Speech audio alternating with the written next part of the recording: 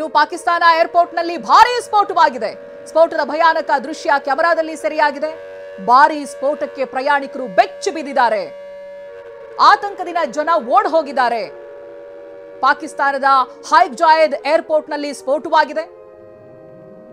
ಸ್ಫೋಟದ ಭಯಾನಕ ದೃಶ್ಯ ಕ್ಯಾಮೆರಾದಲ್ಲಿ ಸೆರೆಯಾಗಿದೆ.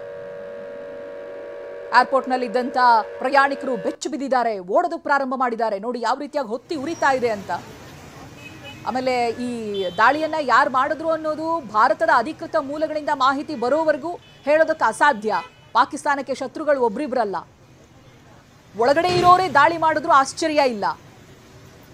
ಬೆಳಬೆಳಗ್ಗೆ ಅಷ್ಟೇ ಒಂದು ತಿಂಗಳಲ್ಲಿ 3 ಸಲ ಬಲೂಚ್ ಲಿಬರೇಷನ್ ಆರ್ಮಿಯೇ ಅವರ ಮೇಲೆ ದಾಳಿಯನ್ನು ಮಾಡಿತ್ತು. ಸೇನೆ ವಾಹನಗಳನ್ನ ಟಾರ್ಗೆಟ್ ಮಾಡಿ, ಸೇನಾಧಿಕಾರಿಗಳನ್ನ ಟಾರ್ಗೆಟ್ ಮಾಡಿ ದಾಳಿ ಮಾಡಿತ್ತು. ಬಾಂಬ್ ನಿಷ್ಕ್ರಿಯ ದಳದ ವಾಹನವನ್ನ ಟಾರ್ಗೆಟ್ ಮಾಡಿ ದಾಳಿಯನ್ನ ಮಾಡಿದ್ರು.